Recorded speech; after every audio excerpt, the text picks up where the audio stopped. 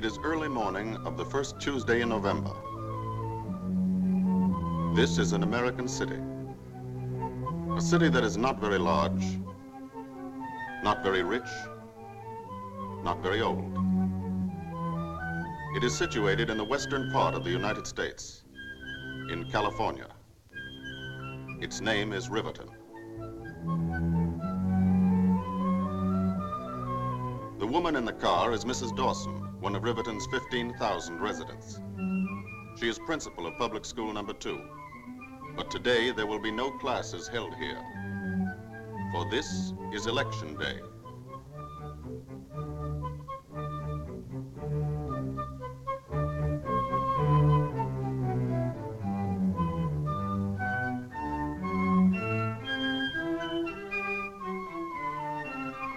This classroom is one of the 130,000 places the country over in which American citizens are going to cast their votes today.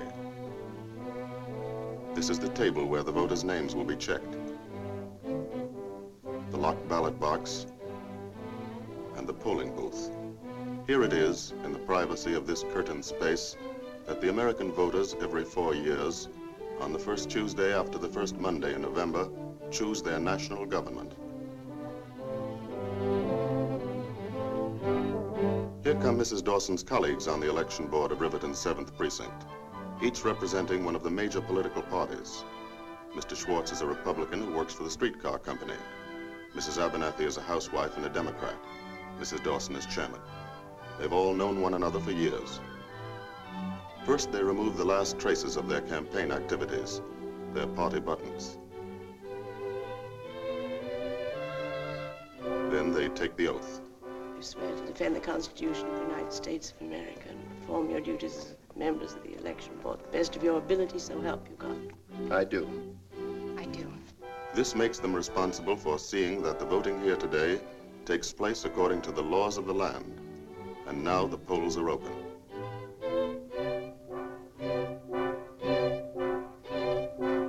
Here comes the first voter. No wonder he's first. He's been up since 4 o'clock delivering milk. Oh, Bill. Good morning, everybody. Top line, you're the very first one. Right on the dot. Always like to vote early. Gives the Republicans a temporary lead. Here's your ballot, Bill. Thanks. Right in there.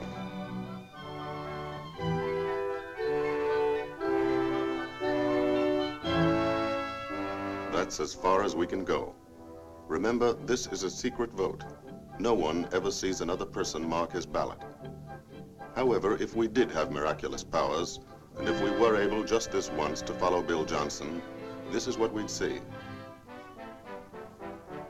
He votes first for the chief executives, the President and Vice President of the United States. Next, he votes for a senator from his state, then a representative from his district. This man is casting his vote for a government of his own choosing under the Constitution of the United States.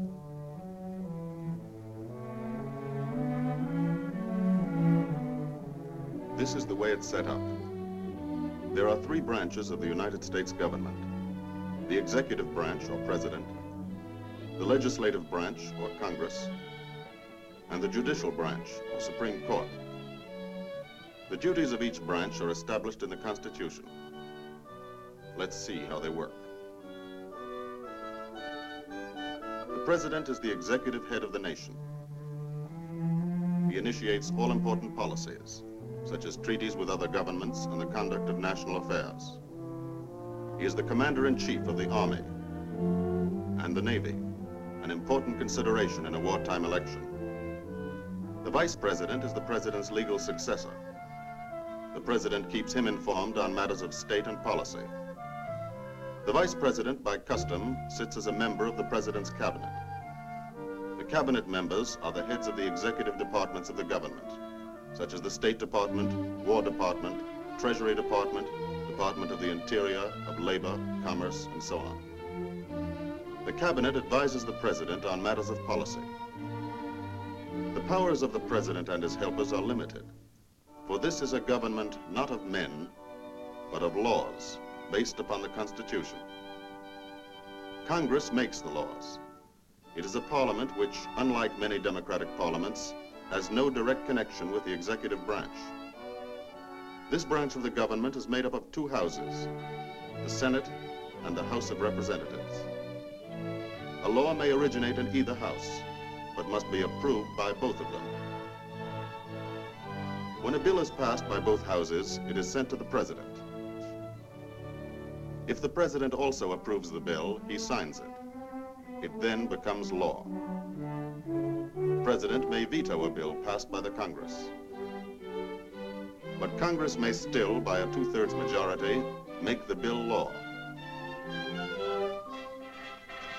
Although the chief responsibility of Congress is that of making laws, certain other responsibilities are delegated to the two houses. In the Senate, or upper house as it is called, each of the 48 states in the nation is represented by 2 elected members, making a total membership of 96. Small states and large have equal representation in the Senate. The Senate has 2 important functions aside from its lawmaking duties: to pass on important presidential appointments and to approve or reject all treaties with other nations initiated by the president. When a treaty is under consideration, the members of the Senate express their opinions, either of approval or of disapproval, and then a vote is taken. If 2/3 of the Senate approves of the treaty, it is in effect.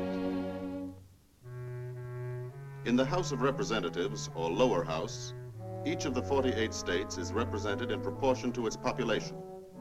The more populous of the states have the greater number of members in the House of Representatives. All measures dealing with the appropriation of money for the nation's use originate and are controlled in the lower house.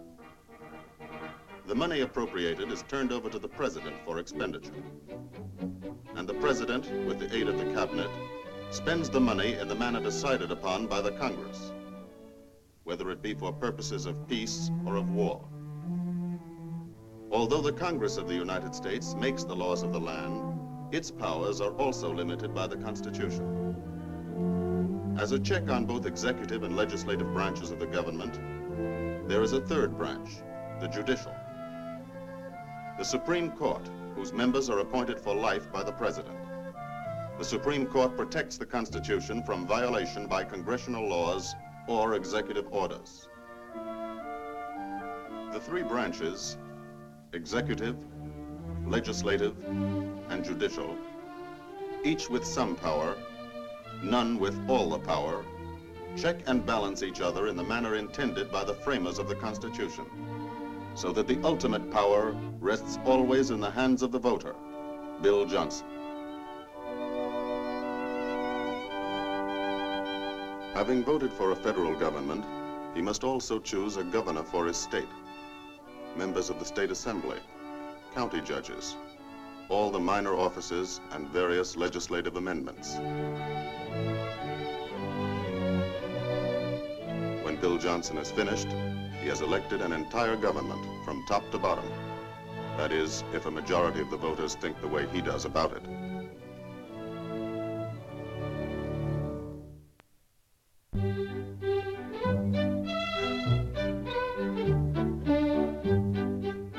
It's not only here in Riverton that the voting is heavy today.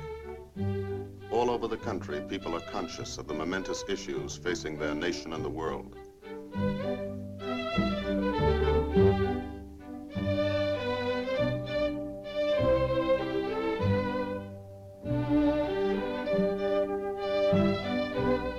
This is their way of expressing their conviction of how and by whom these issues should be met.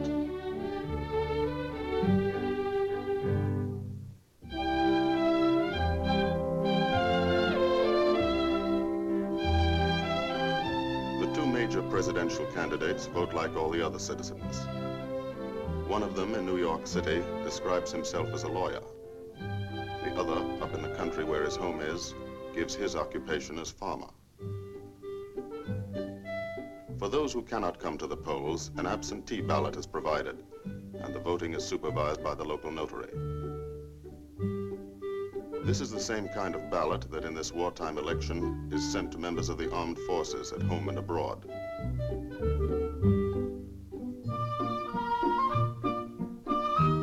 These ballots ballots are returned to be counted in their respective states.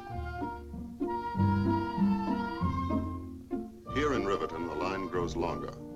The citizens are following the constitutional provision that elections are held on schedule, rain or shine, panic or prosperity, peace or war. That chalk on his sleeve is part of yesterday's history lesson, when Mrs. Dawson reminded her pupils of two other memorable elections. In 1864, with the nation in the throes of a civil war, Abraham Lincoln, one of America's greatest presidents, was opposed in a bitter campaign by one of his own generals. The people chose to re-elect Mr. Lincoln. In 1916, during the First World War, an election was held. And now again in 1944. Early in the summer, nominating conventions are held.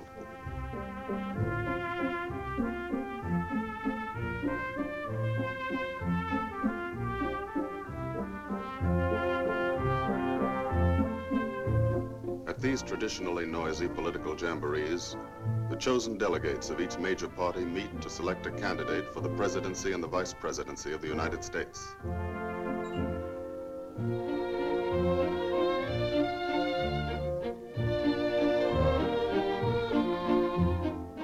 Now the candidates have been chosen.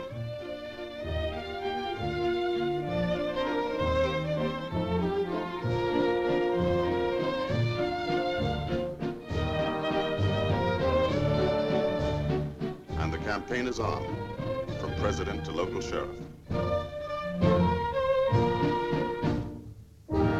For 3 months, all through the late summer and fall, wherever people come together, issues and men are discussed and argued about.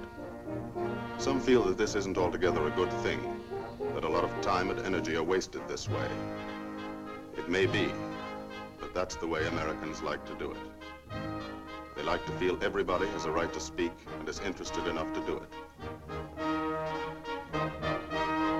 Even the small fry. Every attempt is made by all parties to influence the people's thinking.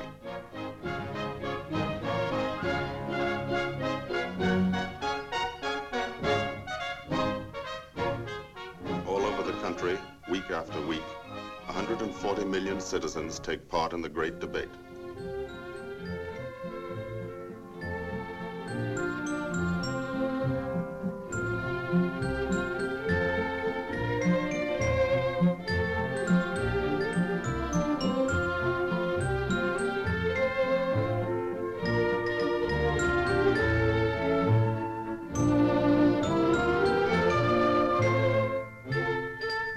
Business, professional, and civic groups endorse one candidate or the other.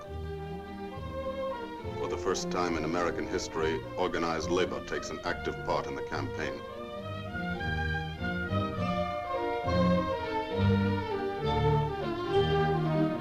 Radio plays a greater role than ever. Time on the air is paid for by all parties and distributed evenly among them, giving the party in office no advantage over its opponents. It is estimated that in the last days of the 1944 campaign, 70 million Americans heard the speeches of the various candidates.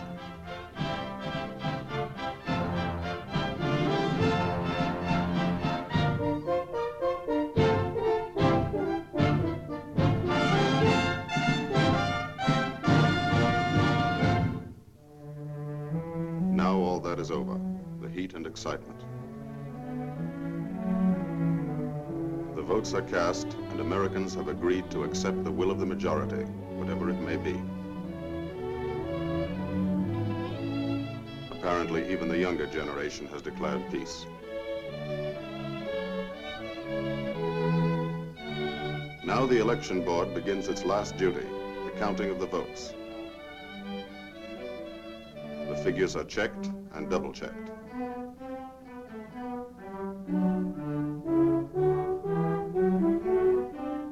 Then they are telephoned to headquarters.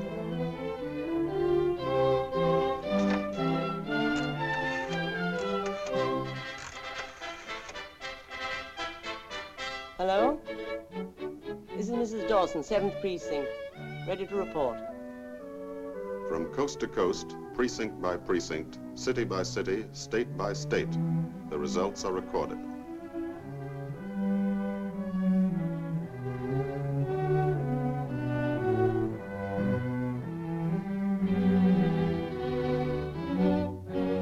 All over America tonight, the people are waiting to learn whom they have chosen to govern them for the next 4 years.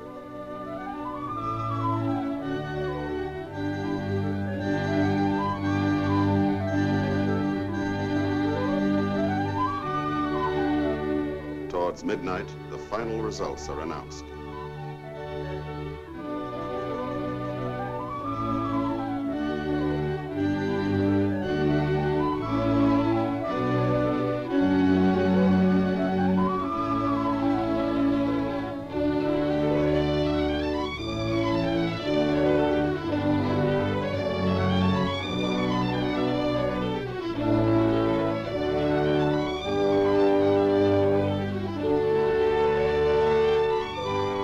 A nation of 140 million has elected a government.